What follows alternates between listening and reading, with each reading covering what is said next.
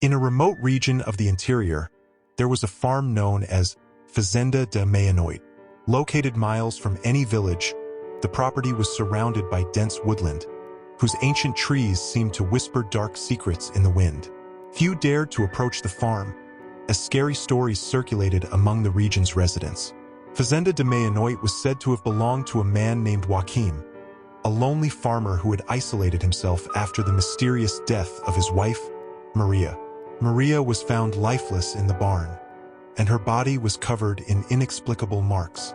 Joaquim, consumed by pain and despair, disappeared shortly afterwards, leaving the farm abandoned. The new owners, the Silva family, ignored neighbors' warnings and purchased the farm for a temptingly low price. They moved to the place with their 2 young children, excited by the prospect of a new life in the countryside. However, they soon realized that something was terribly wrong. On the first night, the family was awakened by strange noises coming from the barn. Whispers and footsteps echoed in the shadows, and a feeling of cold invaded the house. The father, Roberto, decided to investigate. Armed with a flashlight and newfound courage, he headed to the barn. When he opened the door, the light from the flashlight revealed only darkness and silence. But as he turned to go back to the house, he felt a presence behind him. Turning quickly, Roberto saw a pale and ethereal figure, with empty eyes and an expression of deep sadness. It was Mary, Joaquim's wife. Roberto ran back to the house, his heart racing, and told his wife, Clara, what he had seen. They decided that they should leave the farm immediately, but when they tried to leave, they discovered that the car did not work. Desperate, they decided to spend the night awake, waiting for dawn to seek help. As the hours passed, the supernatural events intensified. Doors slammed on their own, windows opened and closed violently, and disturbing whispers echoed through the hallways.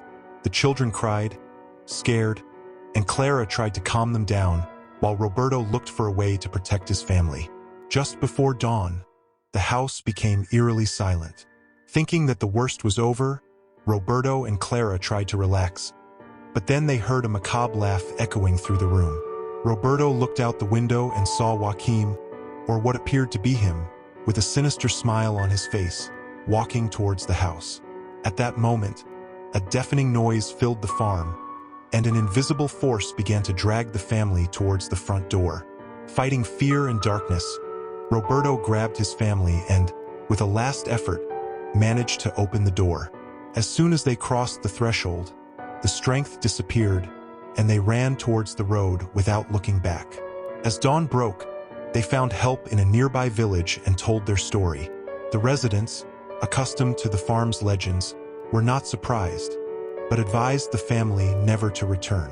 Midnight Farm remained abandoned, a silent, shadowy ruin that no one dared approach. Over the years, Fazenda de Meia-Noite returned to being a peaceful place, without the supernatural disturbances that previously surrounded it. Ghost stories slowly turned into distant memories, told only to scare children on bonfire nights. Nature continued its course, covering the ruins with vegetation and turning the house into a sanctuary for wild animals. One rainy night years later, a young couple, Pedro and Ana, were driving along the rural road and encountered an emergency. Their car broke down near the old farm. Having no option, they decided to seek shelter in the abandoned house, even though they knew the old legends. When they entered the house, they felt a different atmosphere, no longer oppressive, but still loaded with historical weight.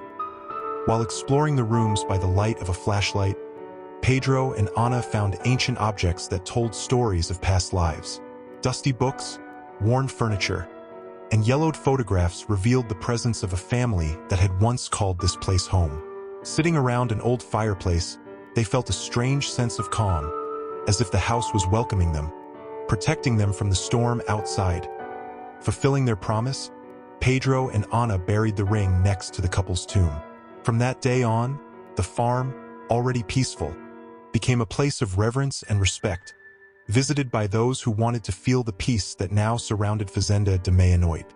The story of Joaquim and Mary has become a legend of eternal love and redemption, reminding everyone that, in the end, true love overcomes even the barriers of death.